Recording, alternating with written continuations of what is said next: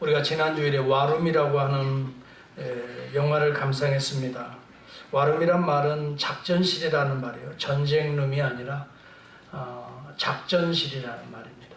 우리 인생의 모든 문제가 생길 때마다 어디에서 이 문제를 싸워서 이겨야 할 것인가를 작전을 세우는 그 작전실, 그 와룸입니다. 작전실에서 모든 상황들을 수집해서 또 작전을 세워서 또 그 작전대로 전쟁을 승리로 이끄는 그 와룸, 작전실이 한 인생의 그 가정에 위기를 건져내는 클로젯, 기도방으로 꾸민 바로 그 방이었습니다. 우리는 어떤 의미에서 보면은 영적인 전쟁터에 매일 살아가고 있습니다. 리즈나 토니뿐만이 아닙니다. 우리들의 삶의 모습입니다.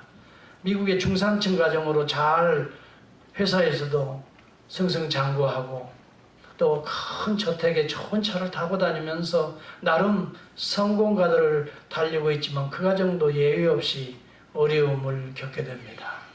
그때 그 문제를 풀어갈 수 있는 유일한 작전은 무엇이었습니까? 서로 부부간에 알지 못하여 서로 다투기도 하고 사랑이 식어질 때에 클라라라고 하는 한 여인을 통해서 그것이 바로 작전실, 와룸, 기도실이라는 걸 깨닫고 우리 리즈가 그 자기의 클로셋에 옷들을 다 치우고 거기에 기도방으로 바꾸면서 이 역전의 현상이 일어나는 그 모습들을 우리는 실제적으로 영화를 통해서 살펴봤습니다. 깨어지려고 했던 부부관계가 또 자칫 출장 중에 외도를 꾀했던 그런 토니의 상황이 바뀌어집니다. 하나님이 역사하는 거죠. 또 마침내 회사의 물건을 은근히 빼돌려서 그것이 탈로 나서 이제 회사에서는 쫓기고 나중에 그것이 이제 검찰 고소에까지 이르게 되는 위험한 상황에 오히려 하나님을 만나면서 또 자기가 훔쳤던 모든 그 회사의 약품들을 다시 다 반납하고 그러는 가운데 하나님께서 역사하셔서 새로운 길을 또 용서의 길을 또 이렇게 해서 그 인생이 이제는 하나님 중심의 가정으로 저는 그 영화를 보면서 가장 감동적이었던 것이 어린아이였습니다. 그 어린아이에 미소가 없는 그 어린아이에 나중에 부모들이 믿음으로 기도로 승리해 나가는 걸 보면서 드디어 어린아이의 입가에 진정한 행복의 미소의 꽃이 피는 그 모습을 저는 보면서 역시 하나님께서 함께 하셔야 오늘 우리의 인생의 가정도 우리 인생도 정말 복될 수 있고 행복할 수 있다는 것을 다시 한번 깨닫게 됩니다.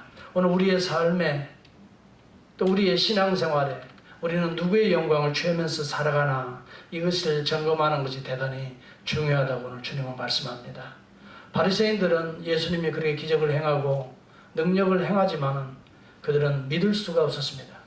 예수 그리스도를 어떻게 하든 기회만 되면 그리스도를 잡아 죽이려고 하는 모함을 하고 꾀함을 가지고 있습니다. 그때 우리 주님은 그들에게 분명하게 이야기를 합니다. 너희가 서로 영광을 취하고 유일하신 하나님께로부터 오는 영광은 구하지 아니하니 어찌 나를 믿을 수 있겠는가? 이 믿음이라고 하는 것이 누구의 영광을 구하느냐와 상당히 상관관계가 있다는 것을 말하고 있습니다. 오늘도 우리의 삶의 종교 행위들이 나의 영광을 구하게 되면은 하나님의 영광에 이르지 못하기 때문에 우리는 믿음의 성장을 가져오기가 어렵게 된다는 것을 우리에게 암시하는 귀한 말씀이 아닌가 생각을 듭니다. 당시에 바리새인들은 하나님을 열심히 믿었다고 했습니다. 추구한다고 신앙생활을 추구합니다. 그런데 우리 주님은 그들을 평가하시기에 너희가 너희의 영광을 구하면서 하나님의 영광을 구하지 아니함으로 너희는 나를 믿을 수 없다라고 말을 합니다. 진정한 믿음, 영생 얻는 구원, 이것은 하나님의 영광을 위하는 자에게 임하는 하나님의 은혜의 선물, 믿음이라고 하는 것입니다. 연관이 되어 있습니다. 상관의 관계가 있다라고 하는 것입니다. 바리새인들은 종교 행위를 하면서도 하나님의 영광에 이르지 못했습니다.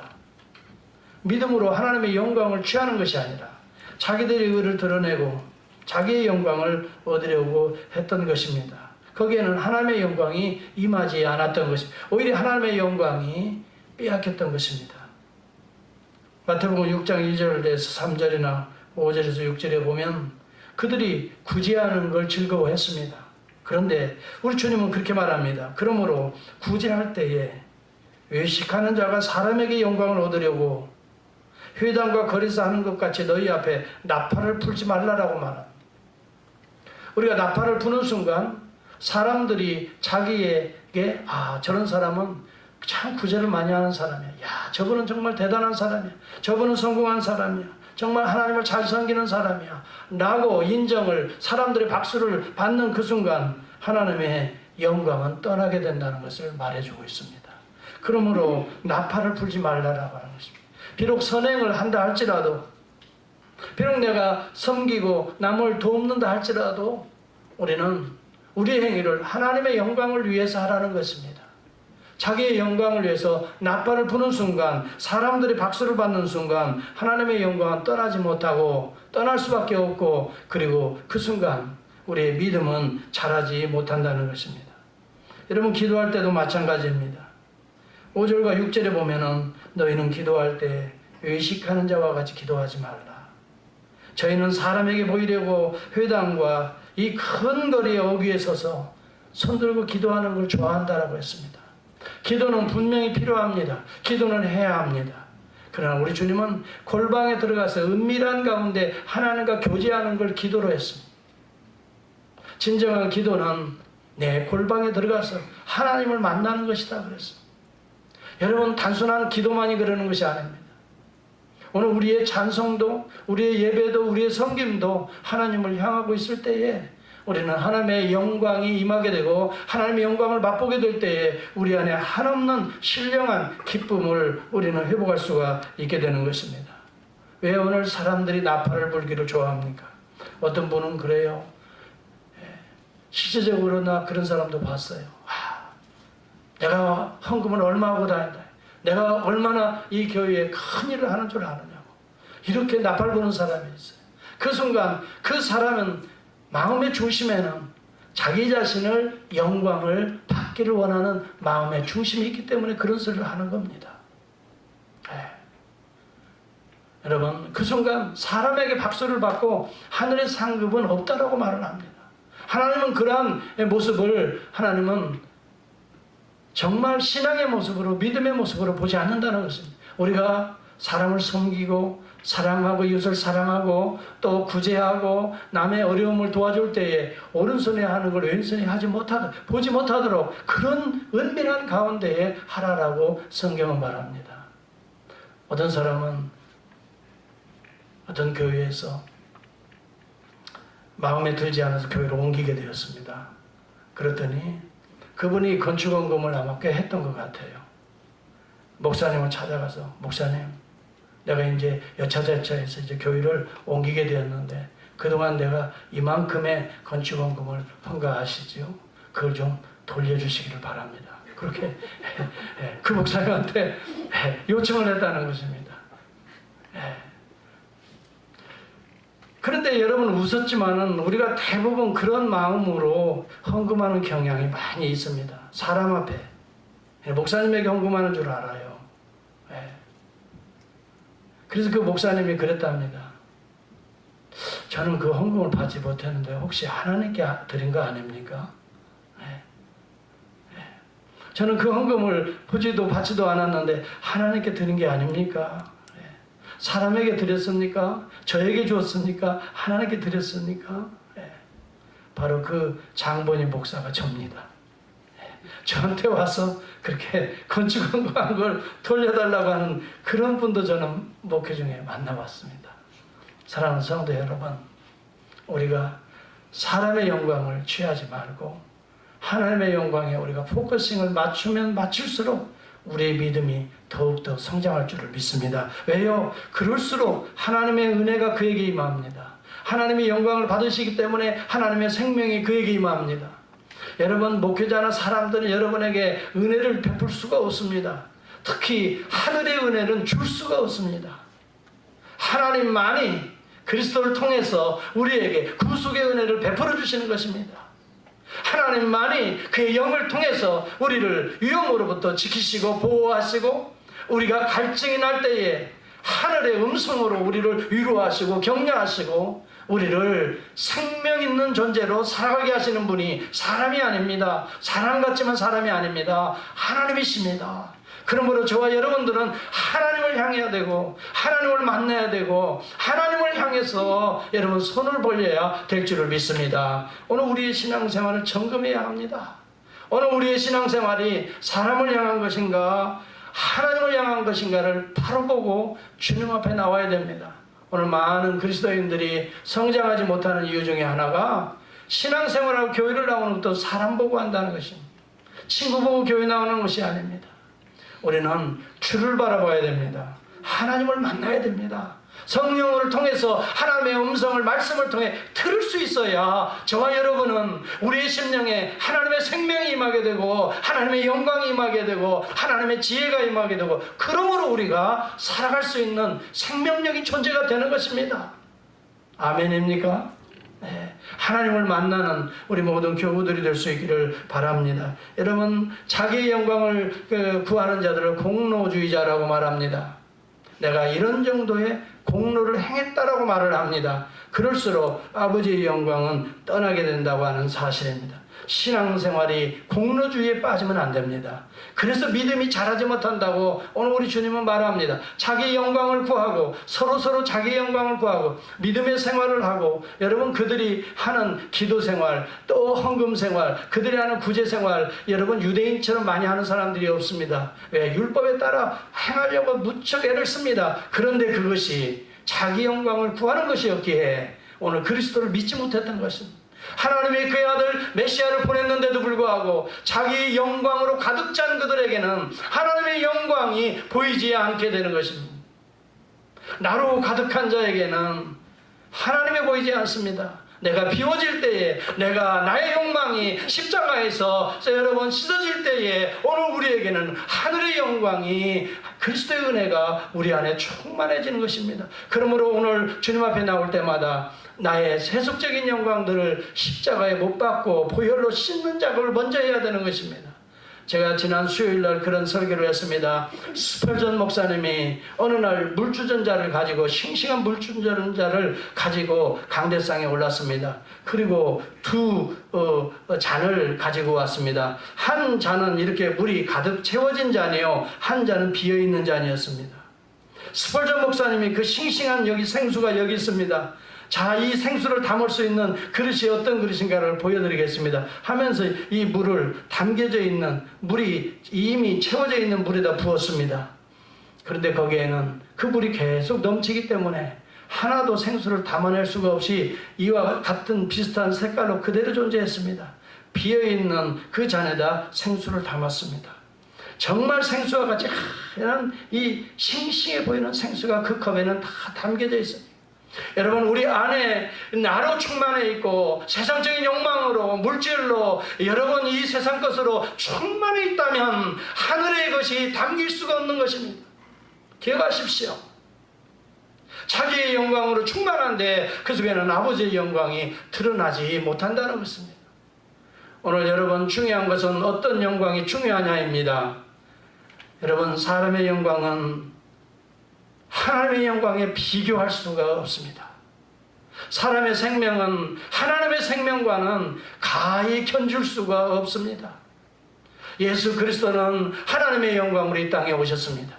예수 그리스도를 담아내는 우리의 심령하고 타락한 우리의 욕망에 따라 살아가는 그 심령하고는 가히 비교할 수 없을 만큼의 엄청난 하늘과 땅의 차이가 있게 되는 것입니다. 여러분, 제임스 케네디 목사님이 그 전도 폭발 훈련이라는 프로그램을 개발했습니다. 이 전도 폭발 훈련, 이벤젤리즘 익스플로전, 저도 한 주간 그 강의를 가서 들었습니다. 제임스 케네디 목사님이 이 두 가지를 첫 번째 사람들을 만나면 질문하라고 던지는 것입니다. 첫 번째 질문이, 선생님, 사람은 다 죽죠. 아, 그렇죠. 다 죽지요. 우리도 언젠가 죽겠지요? 그러면요. 다 죽고 다 그렇게 되죠. 그럼 선생님도 언젠가는 죽게 되겠지요? 그러면 나도 언젠가는 죽게 되겠죠. 선생님 미안한 얘기죠. 이거 만일입니다. 저도 언젠가 죽고 저도 오늘입니다. 만일에 오늘 하나님께서 우리 영혼을 불러가신다고 한다면 선생님 천국에 들어가실 수 있습니까? 그 질문을 첫 번째 던졌습니다. 그때 세 가지의 답변이 나옵니다. 믿음이 있는 사람, 분명한 사람, 구원에 확신이 있는 사람. 그렇죠. 나는 오늘 이 순간 죽어도 하나님 나라에, 하나님의 품에, 아버지의 품에 들어갈 수 있습니다. 두 번째는요. 나는 예수를 믿지 않습니다. 나는 그렇기 때문에 하나님 품으로 천국 들어가기는 좀 글쎄요. 어떤 사람 글쎄요. 믿음은 믿기는 믿지만 그때 가봐야 되지 않겠습니까? 그때 되어봐야 되지 않겠습니까? 그때 두 번째 질문을 던집니다. 만일에요, 선생님이 하나님 앞에 드디어 천국에 들어갔습니다. 하나님 앞에 딱 섰을 때에 하나님께서 이렇게 질문합니다. 아무개야, 어떻게 천국에 내가 들어온 줄 아느냐? 내가 오늘 내 영혼이 어떻게 천국에 들어온 줄 아니? 어떻게 들어왔니? 라고 주님께서, 하나님께서 두 번째 질문을 던진다면 선생님 뭐라고 답변하겠습니까?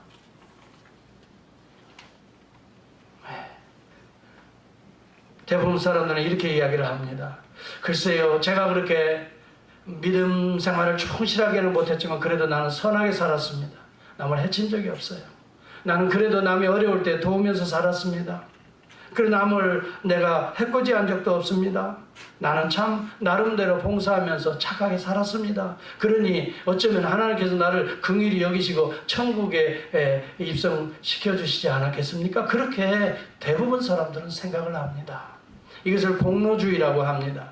알게 모르게 많은 사람들은 내가 이 정도 헌신하고 내가 이 정도 나름대로 그래도 깨끗하게 살았으니 나는 천국에 갈 것이다 라고 생각하면 이게 공로주의인 것입니다. 여러분, 오늘 하나님의 이 앞에서 우리 인간의 공로는 그야말로 구멍난 날개와 같습니다. 여러분, 날개는 분명히 나릅니다. 날개는 날개입니다. 그러나 여러분 기억하십시오. 구멍난 날개를 가지고서는 하늘을 향해 창공을 나를 수는 없는 것입니다. 구멍난 날개를 가지고서는 퍼덕이고 조금 오를 수는 있겠지만 창공을 향하여 나를 수 있는 날개는 되지 못한다는, 인간의 의라는 것, 인간의 선이라고 하는 것, 인간의 어떤 나름대로 덕이라고 하는 것은 마치 구멍난 날개와 같다고 하는 사실입니다. 여러분, 마리온이라고 하는 비행기 헬기가 여러분 추락한 것을, 그래서 그 안에 탄 그 장병들이 정말 거의 몰사한 그런 사건을 엊그제 겪었습니다. 우리 한국에서 일어난 사건입니다. 여러분, 제가 어제 뉴스를 보니까 제가 살던 그 미주리에 거기에 한 강에서 구멍난, 여러분 이 뭐죠? 그 수륙 양용이라고 하나요? 그것이 폭풍우에 휩싸여서 넘어져서 그 안에 30몇 명이 탔는데 거의 17명만 이렇게 구조받고 나머지 다 침몰해서 죽었습니다. 그 가운데 너무 슬픈 스토리가, 한 여인이 있었는데 이 여인이 자기 식구 9명이 몰살을 했습니다. 그 순간에 9명이 몰살했다는 겁니다. 그러면서 그도 울면서 인터뷰하는 내용을 제가 들어봤습니다. 내가 구명조끼만 입고 있었어도 그 내 사랑하는 아이들 3명을 다 잃어버렸습니다. 그 식구들 9명이 다 죽었어요. 이 3명을 구할 수 있었을 텐데 내가 구명조끼만 입고 있어도. 여러분 중요한 우리 인생의 교훈이 여기에 있는 것입니다. 구멍난 배는 항해할 수가 없는 것입니다. 언젠가 침몰할 수밖에 없는 것입니다. 구명조끼는 하늘에서 내리는 하나님의 구명의 조끼가 아니고서는 우리는 구원받을 자가 없는 것입니다. 나에게서 나오는 것은 침몰밖에 없습니다. 인간의 의라고 하는 것, 인간의 선이라고 하는 것, 인간의 노력이라는 것, 한계가 있는 것입니다. 그래서 이사야 선지자는 이 사실을 너무나 잘 깨달았습니다. 이사야서 64장 6절에서 그렇게 말합니다. 대저 우리는 다 부정한 자 같아서 우리의 의, 선이라고 하는 것은 다 더러운 옷 같으며 우리는 다 실패함이 떨어진 잎사귀 같으니 우리의 죄악이 바람같이 우리를 몰아가나이다. 우리의 인상을 우리의 죄악이 떨어진 잎사귀, 그게 뭐가 대단합니까?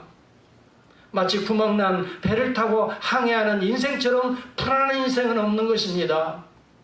여러분, 구명조끼를 메고 예수 그리스도가 선장된 이 구원의 방주에 우리가 들어오지 않는 한 우리는 언제나 위험한 항해를 모험하고 있는 인생의 삶을 살아가고 있는지도 모르겠습니다. 여러분, 그렇기 때문에 우리는 우리 인생이 만들어낸 구명조끼가 아니라 하나님께서 그의 아들 독생자 예수 그리스도를 통해서 피 흘림을 통해서 얻어진 구명조끼 그리스도의 옷을 입고 우리는 살아가지 아니하면 안 될 것입니다. 그래서 로마서 13장 14절에 보면 오직 주 예수 그리스도로 옷 입고 정욕을 위하여 육신의 영광과 일을 도모하지 말라라고 성경은 분명하게 이야기하고 있습니다. 어떻게 우리가 그리스도로 옷 입을 수가 있습니까? 어떻게 그리스도로 여러분 구명조끼를 입을 수가 있습니까? 갈라디아서 3장 27절은 분명히 이야기합니다. 누구든지 그리스도와 합하기 위하여 세례를 받은 자는 그리스도로 옷 입었느니라 라고 말합니다.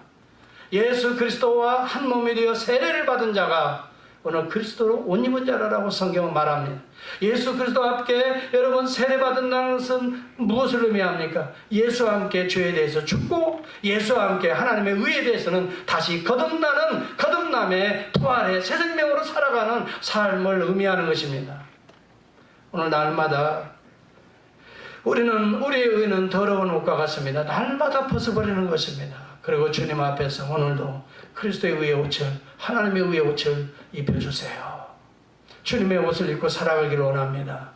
주님의 구명조끼를, 주님이 주시는 구명조끼를 입고 오늘도 내 인생을 항해하기를 원합니다. 안전한 항해를 하는 저와 여러분이 될 수 있기를 바랍니다. 이렇게 나는 더러운 옷을 입었사오니 이것을 벗어버리고 이것이 자기의 영광을 내리는 것입니다. 그리고 하나님의 영광을 추구하는 것입니다. 그리스도의 의의 옷을 나에게 입혀주세요. 여러분, 자기의 영광을 위하는 사상 중에, 문화 중에 하나가 인본주의입니다. 여러분, 원래 인본주의라고 하는 영어 용어는 휴머니즘입니다. 이 용어가 어디서 나왔습니까? 원래 종교개혁자들이 아드 폰테스, 본질로 돌아가자, back to the source, 오리지널 소스로 돌아가자. 우리 인생들에게 진정한 행복은 본질로 돌아가는 데 있다. 그다 아드 폰테스. 여러분, 본질이 어디입니까?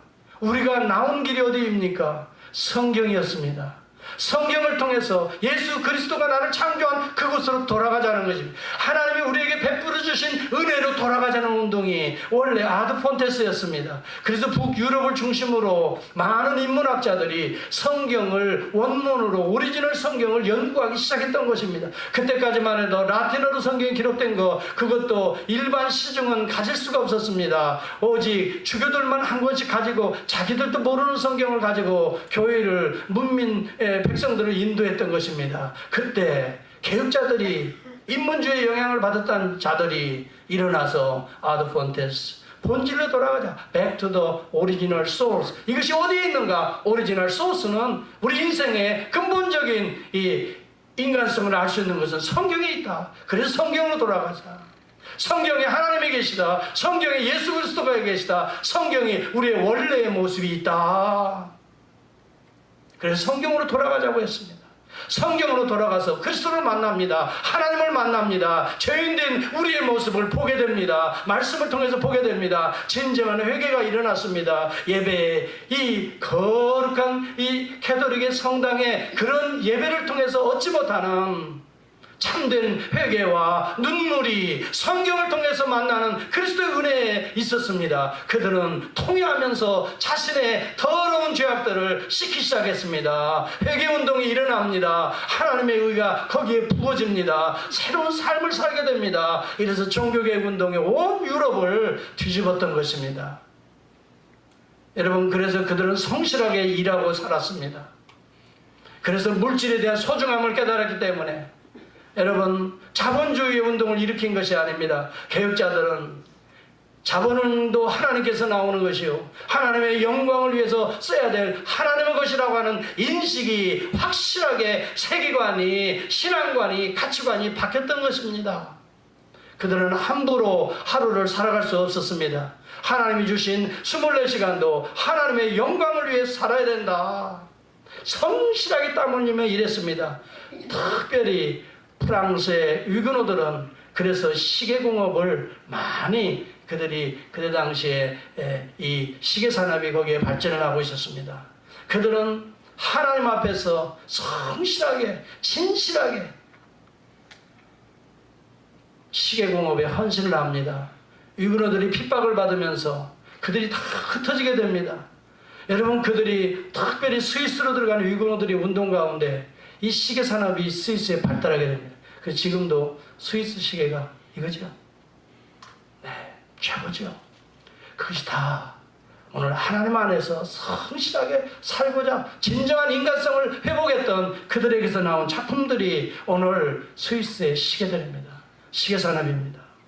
여러분, 중요한 것은 성경의 원문으로 돌아가는, 말씀으로 돌아가는 저와 여러분, 그때 성경을 통해 하나님을 만나고 그 아들 예수 그리스도를 만나고 또 예수 그리스도를 통해서 오늘 우리가 얼마나 위선적인 형식적인 우리의 삶을 벗어버리게 되고 그리스도가 베풀어 주시는 온유와 겸손의 옷을 입게 되고 그리스도가 베풀어 주는 십자가의 그 희생의 사랑을 우리가 옷 입게 되고 그러므로 용서를 옷 입게 되고 그러면서 가정이 회복되고 여러분 사회가 회복되고 건강한 나라로 회복되는 여러분 이런 운동들이 종교개혁주에 일어났던 것입니다. 그런데 많은 사람들이 그 인본주의 운동에서 그게 휴머니즘입니다. 하나님을 제거하기 시작했습니다. 이유로 나타나는 분의 부흥을 통해서 거기에다가 사람을 올려놨습니다. 거기에다 예수를 올려놨습니다. 거기에다가 조각을 올려놨습니다. 거기에다가 여러분 건축업을 올려놨습니다. 그 인본주의 운동이 각색에서 이제 영향력을 미치게 됩니다. 그렇습니다. 사람을 소중히 여기는 건 반드시 필요합니다. 그러나 진정한 사람이 어떤 자가 소중히 여겨야 됩니까? 하나님의 형상으로 회복된 사람을 여러분 진정으로 사랑하는 것입니다. 사람을 사랑해야 됩니다. 인격을 존중해야 됩니다. 무슨 사람을 사랑하면 어떻게 사랑하면 그 안에 하나님의 형상을 회복하는 것이 진정한 하나님의 은혜를 회복하는 것이 진정한 사랑인 것입니다. 여러분, 그래서 그들은 휴먼 센터디즘이 되어버리고 말았습니다. 원래 원문으로 돌아가자, 성경으로 돌아가자, 그리스도로 돌아가자는 이 휴머니즘의 운동이 거기에서 그리스도를 뺍니다. 말씀을 제거하기 시작했습니다. 하나님을 제거합니다. 그들은 인간이 그 자리를 차지하게 됩니다. 휴먼 센터디즘. 그래서 결국은 인본주의가 되어버리고 말았던 것이죠. 여러분, 인본주의는 신본주의하고는 다른 개념입니다. 여러분, 사람을 소중히 여겨야 되고 사람을 사랑해야 되고 사람을 존경해야 되지만 여러분, 사람 속에 하나님이 계신 형상을 존중하는 것이 인본주의가 되어야 됩니다. 그러나 여러분, 우리 인간이 우리의 내면 속에 내 자신, 타락한 내 생각, 타락한 내 행위조차도 인정해달라고 이것이 인본주의입니다. 여러분, 오늘날 인본주의가 어디까지 만들어내고 있습니까? 동성애 문제도 여러분 인본주의에서 나오는 것입니다. 사람이 자기가 원하는 대로 사랑하는 그 자체도 존중해줘야 된다고 말하는 것입니다. 사람의 사랑에서 하나님을 제거하는 것입니다. 말씀을 제거하는 운동입니다. 이것이 동성애 운동인 것입니다. 여러분, 그렇기 때문에 동성애, 여러분, 하나님을 제거하고 그리스도를 제거하고 말씀을 제거하고 사람을 사랑하자는 것입니다. 사람이 원하는 대로 해도록 자유를 주자는 것입니다. 여러분, 우리가 분명히 성경을 통해서 기억해야 될 것이 있습니다. 인간의 삶 속에서 창세기를 보십시오. 하나님을 제거할 때에 그들은 가장 부끄러운 짐승의 삶으로 전락해버린다고 하는 사실인 것입니다. 사람을 사랑해야 됩니다. 그러나 그 안에 하나님을 제거하고 말씀을 제거하고 여러분 사랑하게 될 때에 짐승의 삶으로 전락하게 된다고 하는 사실입니다. 그분이 원하는 대로 살게 해줘라. 자기가 좋아하는 사람 마음 놓고 사랑하게 해줘라. 가정이 파괴됩니다. 하나님과 피조물과의 관계가 파괴됩니다. 하나님의 창조의 언약이 파괴됩니다. 하나님의 언약이 파괴된 것은 무질서인 것입니다. 그것이 곧 멸망인 것입니다. 그러므로 로마서 1장은 분명하게 선언합니다. 하나님의 형상을, 하나님을 제거함으로 동물과 짐승과 버러지의 형상으로 너희들이 바꿨다라고 말합니다. 그 중에 하나가 여자가 여자로 음욕을 품고 남자가 남자로 음욕을 품는 이 더러운 행위를 함이라라고 동성애와 연관을 시키고 성경은 분명히 이야기합니다. 여러분 생각해야 됩니다. 미국에도 2004년인가요? 매사추세츠주가 여러분 동성애 합법화를 인정한 뒤에 지금까지 38개 주가 동성애 합법화 승인된 주입니다. 무려 74.4%입니다. 2억 2천만 500만 명이 오늘 동성애주에 살고 있는 것입니다. 여러분, 미국의 총 인구수가 3억 2,500만입니다. 74.4%가 동성애의 영향 속에 여러분 우리 어린아이들이 동성애를 자연스러운 사랑의 행위로 받아들이고 있습니다. 사람은 사랑해야 됩니다. 어떻게 사랑해야 될까요? 그들을 그리스도의 품으로 안아야 됩니다. 그리고 말씀으로 권면해야 됩니다. 그리고 그들을 도와주어야 하는 거예요. 이것이 진정한 동성애자들을 사랑하는 용납하는 행위인 거예요. 동성애를 여러분 용납하는 것이 아니라 그 속에 그리스도의 형상을 용납해야 된다고 하는 사실입니다. 여러분, 김연아 목사라고 동성애에 빠졌다가 여러분 다시 말씀을 통해 복음을 통해 돌아왔던 한 목사가 있습니다. 그분은 지금도 한국에서 그런 사역을 하고 있습니다. 수많은 동성애에 빠진 자들, 자기도 어떻게 해서 동성애에 빠지게 되었는가, 그 과정들 그리고 그 결과에 대해서 그들은 적나라하게 증거합니다. 더불어서 그들에게 복음으로 그리스도의 품으로 인도하고 있습니다. 그 교회는 동성애자들이 모입니다. 그리고 그들이 하나님의 말씀으로 몸부림을 치며 성령의 영적 와룸 싸움터에 그들은 싸우고 있는 것입니다. 그래서 하나님의 능력으로 그것들을 정복하면서 새 사람으로 거듭나는 그러한 이 복음운동을 하고 있는 것입니다. 이것이 동성애를 사랑하는 것입니다. 기억하십시오. 애플의 최고 경영자인 팀 쿡이 동성애자라고 여러분 이 커밍아웃을 했다고 그래서 성공한 자가 동성애니까 괜찮다라고 하는 이 성공주의, 성공신화가 얼마나 여러분 이 정말 위험한지 우리는 알 수가 없습니다.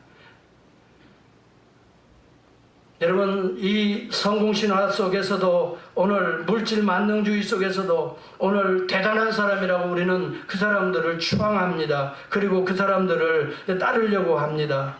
예외 없이 여러분 천민 자본주의 아래서는 모든 기업들이 그렇게 성공하고 여러분 한국에도 보십시오. 거기에는 이 죄악과 연루된 것이 한두 건이 아닙니다. 여러분 정말 정확한 세무조사를 하면 안 걸릴 사람이 없다고 합니다.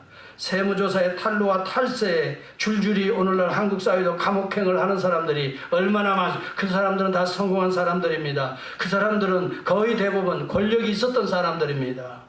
갑들입니다. 그런데 오늘날 드러나게 될 때에는 전부 다 감옥행입니다. 정치와 기업이 연결되지 않을 수 없는 것이 여러분 오늘 이 시대의 천민 자본주의의 특징 중에 하나인 것입니다. 정경유착이 안 될 수가 없는 것, 미국도 마찬가지인 것입니다. 어느 나라든 예외가 없는 것입니다. 그래서 돈의 유혹이라고 하는 것은 권력을 사모하게 만듭니다. 그래서 정경, 이 권력과 정치는 이렇게 이 물질과 연관을 맺게 되는 것입니다. 오늘 트럼프도 예외가 아닙니다. 그래서 지금 계속 그 싸움들이 지금 일어나고 있지 않습니까? 러시아의 스파이 사건과 더불어서 여러 가지 이 사건들이 이제 앞으로도 계속 터질 거라고 저는 생각해요. 여러분, 우리는 분명히 알아야 됩니다. 악인의 형통을 부러워하지 마시기 바랍니다. 오늘 우리가 정말 마른 떡 한 조각을 서로 나눠 먹더라도 화목한 그리스도 안에 화목함이 있으면 우리가 이 육선이 가득하고 불의한 가정보다 훨씬 더 낫다라고 성경은 말하고 있는 것입니다. 우리는 물질이 우상이 되어서는 안 됩니다. 물질을 사용하시는 거룩한 영향력을 미치는데 활용할 줄 아는 지혜로운 성도들이 될 수 있기를 주의 이름으로 축복합니다. 물질을 여러분 성경은 거부하지 않습니다. 그러나 물질 중심주의적인 삶의 가치관을 거기에 두는 자들을 성경은 경계하고 있는 것을 기억할 수 있기를 바랍니다. 오늘도 성실하게 땀 흘리고 하루하루를 바르고 정직하고 사랑하며 용서하며 이해하며 살아가려고 하는 바로 여러분들이 이 시대의 성공자들인 것입니다. 여러분 기억할 수 있기를 바랍니다. 여러분 너무 여러분 대형 너무 그거 좋아하지 말기를 바라요.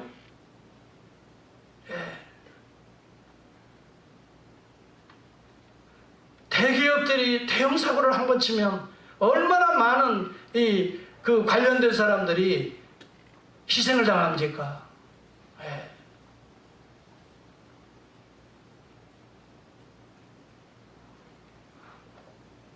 여러분 많은 사람들이 솔로몬과 다윗을 이야기하면서 세상에 이런 이 아름다운 모델들을 이야기하지만 제가 다시 이야기합니다. 다윗도 하나님 없었으면 실패자였습니다.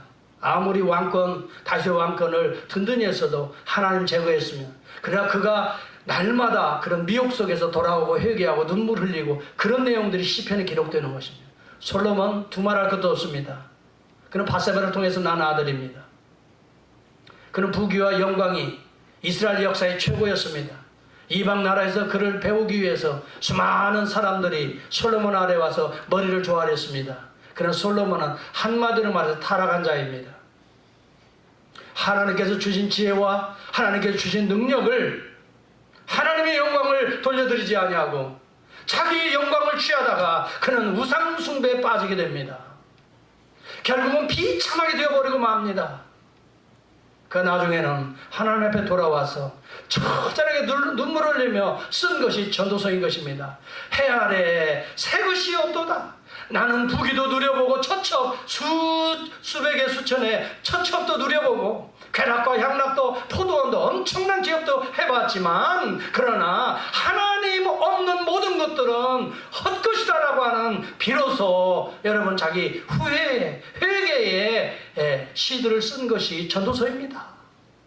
사랑하는 성도 여러분, 여러분의 삶에 여러분의 영광을 제거하시고 하나님의 영광으로 충만한 삶을 살게 될 때에 여러분의 삶에 전도서가 기록될 줄을 저는 믿습니다. 여러분의 삶에 시편이 기록될 줄을 믿습니다. 여러분 삶에 진정한 사랑을 발견했던 아가서가 기록되어야 될 줄을 믿습니다. 저는요, 한국의 유명한 대기업 총수 세계적인 대재벌 중에 한 사람이에요. 지금 어디에 있습니까? 뭐하고 있습니까? 그 말년 노년이 어떻게 되었습니까? 그런데도 우리는 그런 사람같이 되려고 목매달고 있어요. 그 성공신화의 주인공들이 되겠다고, 0.01%의 사람이 되어보겠다고 99.9%가 거기에다 목매달고 있어요. 그렇지 않습니다. 하나님은 오히려 더 건실하고 성실하고 신실하게 하나님과 사람과의 관계를 맺어가는 여러분들을 성공적인 하나님의 사람들이라고 칭찬할 것입니다. 그 아버지가 누구신지 아시죠? 사실 그 아버지가 물려준 재산, 그리고 그 아들이 지금 물려주고 있지 않습니까? 부의 대물림. 그래서 우리는 금수저니 은수저니 흙수저니 이런 이야기가 나오고 있지 않습니까? 그 할아버지 이야기를 지금 하는 것입니다. 그분이 돌아가시기 2달 전에 절두산 성당의 박희봉 신부에게 24가지의 질문의 편지를 썼다고 합니다. 여러분이 아시잖아요. 그분 누군지. 예. 설교상에 이야기하기가 민망해서 제가 말씀은 안 드리지만 최고의 성공신화를 이룩했던 최고의 재벌 중에 한 분이 마지막 차기에 지금 그분이 폐암으로 2년간 투병 생활하다가 이제 드디어 2달 남겨놓고 그 신부에게 편지를 썼습니다. 24가지 질문을 제가 다 요약해서 말씀드릴 수가 없어요. 10가지만 제가 요약해서 여러분에게 질문을 던져보겠습니다. 신의 존재를 어떻게 증명할 수 있습니까? 신은 왜 자신의 존재를 똑똑히 드러내 보이고 있지 않습니까? 여러분, 분명하게 성경은 하나님의 존재를 드러내고 있다라고 말을 합니다. 모든 만물이 하나님의 신성과 영광을 드러내고 있지만 그렇기 때문에 누구든지 하나님을 만나지 못했다라고 하는 핑계를 댈 수 없느니라라고 여러분 로마서 1장 분명히 이야기하고 있는 것입니다. 그리고 하나님의 어떤 존재인가를 성경을 통해서 분명하고 구체적으로 나의 이름은 엘로힘, 나의 이름은 여호와라, 내가 너를 죄로부터 애굽으로부터 구속한 자라, 그 아들을 통해서 구속한 자라, 보혈로 우리의 죄를 대속한 자라, 나는 너희들을 사랑하기 위해서 아들을 희생한 자라. 하나님의 속성에 대해서, 하나님의 존재에 대해서, 그의 신성과 영광에 대해서 얼마나 많이 기록했습니까? 그런데 그는 자기의 영광을 살았기 때문에 하나님의 영광을 맛보지 못한 것입니다. 그리고 믿음이 없었던 것입니다. 이것이 문제였던 것입니다. 오늘도 자기의 영광을 추구하며 살아가는 자들에게는 하나님의 영광을 도달하게 하는 믿음의 생활을 할 수 없게 돼 그것이 장애 요인이 된다고 하는 사실을 그는 분명하게 첫 번째 질문에서 우리에게 가르쳐주고 있는 것이. 두 번째 질문은 신은 하나님은 우주 만물의 창조자라는데 무엇으로 증명할 수 있습니까? 여러분, 성경을 어디에 봐도 여러분 하나님이 우주 만물을 창조했던 내용으로 가득 차고 그것을 노래하며 경배하며 이 하나님의 영광을 맛본 자들의 간증들이 너무너무 많습니다. 이것이 성경의 다 모든 내용인 것입니다. 창조주로 이 땅에 그리스도를 보내십니다. 그가 없이는 만물이 되어지지 아니하였다라고 분명히 예수 그리스도가 하나님 되심을 증거합니다. 그런데 그런 믿음이 없습니다. 자기의 영광을 추구하고 자기로 충만하고 자기의 얄팍한 지식에 의존하였기 때문에 하나님의 엄청난 지혜를 알 수가 없었던 것, 이것이 인간의 한계인 것입니다. 어느 날 어거스틴이 그걸 깨달았습니다. 어린아이가 바닷가에서 바닷물을 바가지로 펴면서 바닷물을 재보겠다고 하는 것이, 자기가 파놓은 웅덩이에 이 바닷물을 하나씩 갖다 하나씩 붓는 것입니다. 바가지로. 이거와 같다. 내가 만들어 놓은 세상, 내가 가지고 있는 사고의 구조 속에 하나님의 엄청난 능력을 재서 부어보겠다고 하니 이것이 바닷물이 재어지겠습니까? 그 사람에게는 바닷물이 계속 흘러서 없어지는 것입니다. 하나님의 놀라운 은혜와 사랑과 신성과 능력은 젤레야 인간의 얄팍한 지혜로는 알 수도 없습니다. 하나님의 그 권세와 능력은 우리 인간으로서는, 우리 얄팍한 과학으로서는 감히 도달할 수가 없는 것입니다. 그런데 어리석은 인간들이 얄팍한 그 과학적인 사실 하나로 하나님의 절대적 진리를 거부하고 있는 것입니다. 생물학자들은 인간도 오랜 진화 과정의 산물이라고 하는데 하나님이 인간 창조와 어떻게 다른가, 인간이나 생물도 진화의 산물이 아닌가, 그렇게 질문을 세 번째 던졌습니다. 여러분, 오늘날 진화론을 믿었던 그 후배 진화론자들이 1960 몇 년도인가요? 캘리포니아에 모여서 그들이 결론적으로 한 가지 사실을 그들은 선언했습니다. 종에서 종애로의 진화는 불가능하다라고 했습니다. 종에서 종으로의 진화는 불가능하다는 것입니다. 사람은 사람이고 원숭이는 원숭이라는 것입니다. 왜 그들이 그렇게까지 말했습니까? 과거에 네안데르탈이 크로마뇽의 무슨 수많은 이 유인원들의 뼈들을 DNA로 조사한 것입니다. 이것은 사람의 뼈, 이것은 원숭이의 뼈, 이것은 무슨 뼈, 확실히 구분되면서 그들은 결론을 내렸던 것입니다. 종에서 종으로의 진화는 불가능하다는 것입니다. 그것이 후배 진화론자들의 결론입니다. 오늘도 열심히 인간들은 노력을 해보지만 하나님의 진리의 법칙은 절대적 진리를 거스릴 인간의 상대적 진리는 없는 것입니다. 그런데 어리석은 인간들이 자기의 영광을 구하면서 그 얄팍한 상대적인 진리로 절대적인 진리를 재려고 하고 있으니 하나님의 영광에 이를 수가 없게 된다는 것입니다. 오늘 분명히 기억할 수 있기 바랍니다. 신이 인간을 사랑했다면 왜 고통과 불행과 죽음을 주었습니까? 신부에게 물어보는 것입니다. 여러분, 여기 분명히 우리가 알아야 할 고통과 불행과 죽음은 하나님이 주신 것이 아닙니다. 죄가 우리 가운데 만들어내는 결과물인 것입니다. 그런데 하나님은 인간을 사랑했다면 사랑했습니다. 그러므로 이 죄의 결과를 정복하기 위하여 그의 아들 예수 그리스도를 보내신 것입니다. 예수 그리스도를 우리 죄의 대속의 십자가로 오늘 우리의 죄를 대속하시고 오늘 그리스도 안에서 하나님의 형상을 회복하는 것이야말로 최고의 사랑이 아니면 어디에 있습니까? 어떤 이런 사랑이 어디에 있습니까? 그러나 알 수 없었습니다. 자기의 영광으로 충만했기 때문에 하나님의 영광을, 그 믿음을 갖지 못했던 것입니다. 신은 왜 악인을 만들었나? 히틀러나 스탈린이나 갖가지 흉악범들을 만들었나? 여러분, 신이 만드는 것이 아닙니다. 신은 하나님의 형상에 따른 사람을 만들었습니다. 그런데 사단이, 여러분, 타락한 천사가 그에게 죄를 심으면서 네가 하나님 될 수 있어, 하나님이 그래서 선악과를 따먹지 못하게 한 거야, 이것은 욕망입니다. 인간의 욕망 때문에 오늘도 이 땅에 죄와 파멸이 오고 있는 것입니다. 이것을 알지 못했던 것입니다. 하나님이 악을 생산한 자가 아닙니다.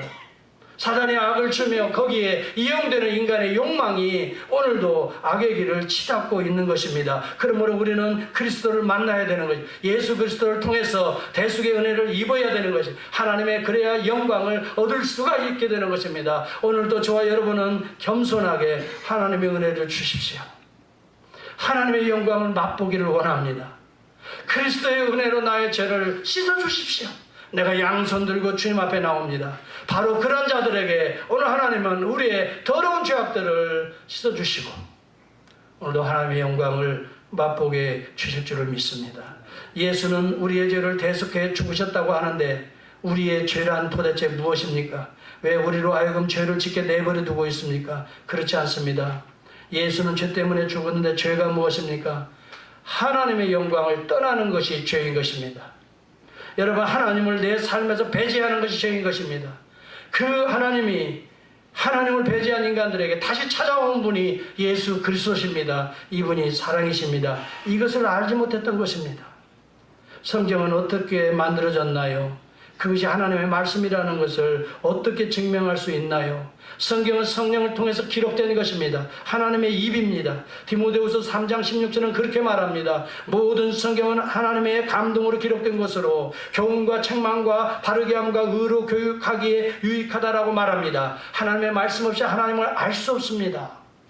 성경을 사랑하지 않고 하나님을 사랑할 수가 없습니다.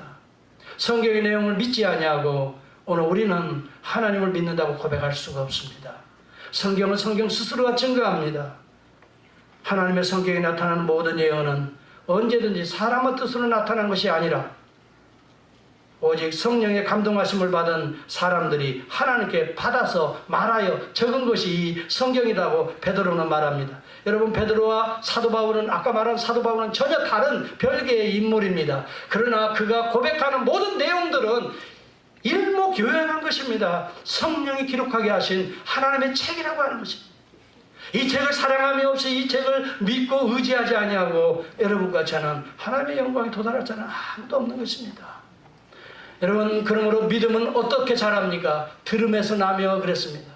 들음은 하나님의 말씀, 그리스도의 말씀으로 말미암느니라 그랬어요. 하나님의 말씀이 들려오는 자에게 믿음이 생깁니다. 믿음이 있는 자에게 하나님의 영광이 나타납니다. 바로 그 영광을 볼 수가 있습니다. 저와 여러분은 이 하나님의 말씀을 듣고 보고 만질 수 있기를 바랍니다. 그것을 통해서 여러분의 믿음이 갈수록 강하고 담대한 믿음으로 성장할 수 있기를 바라요. 그리고 믿음을 통해서 하나님의 은혜, 하나님의 능력, 권세, 영광을 맛볼 수 있기를 바라요. 저는요, 우리 교회를 통해서 정말 그런 사람들을 볼 수 있다는 것이 저는 행복한 목사입니다. 저는 우리 교회에서 말씀을 사랑하는 이런 운동들을 보고 말씀 속에서, 그런데 물론 그냥 말만 하는 경우도 있어요. 절대 그래서는 안 돼요. 그냥 말만 하지 말고요, 행동이 따라와야 됩니다. 그게 진실한 세이빙 페이스입니다. 정말 내가 고백하는 그대로 내가 사는 것입니다. 나의 부족함을 첫째는 인정해야 됩니다.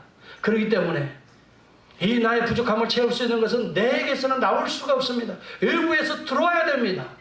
외부에서 들어와야 나의 것이 채워지는 것입니다. 그 외부에서는 세상으로부터 들어오는 것이 있고 그 외부에서는 하늘로부터 내려오는 것이 있습니다. 오늘 예수 그리스도는 하늘로부터 내려오는 영광을 너희가 구하였더라면 너희가 나를 믿을 것이라고 말합니다.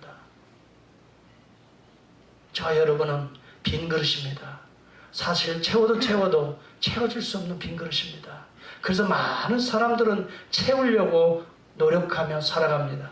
어떤 사람은 돈으로, 명예로, 권세로, 물질로 만족하며 살아가려고 합니다. 세상으로부터 오는 것으로 채우려고 하지 마시고 하늘로부터 오는 하나님의 생명으로 채우게 될 때 하나님의 영광이 여러분에게 아름다움과 기쁨과 만족을 주시라고 분명히 말씀한 이것이 바로 예수 그리스도를 통해 우리에게 오늘도 임하고 있는 것입니다.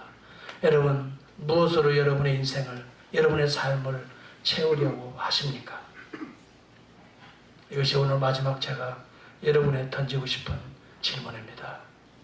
여러분의 빈 인생의 그릇에 무엇으로 채우고 있습니까? 기도하겠습니다.